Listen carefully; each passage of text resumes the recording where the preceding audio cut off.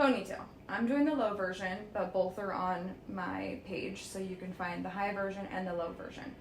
So you're gonna have your hair tie on your non-dominant hand. You're gonna take your dominant hand, you're gonna grab the hair tie, you're gonna pull the hair through slightly. Then before it's all the way through, you're gonna grab the ponytail with those 4 fingers, and you're gonna twist towards your face, okay? Then on the second wrap around,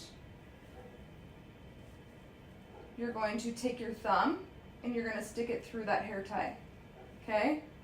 Then all 5 fingers are through the hair tie, and then you've got this bun right here.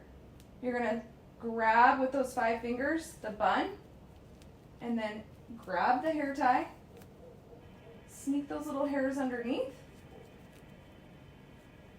and then adjust your bun to however you like it. I personally like mine to be fuller, but that is a personal preference. I've seen other girls that just leave it as is, but then there you go.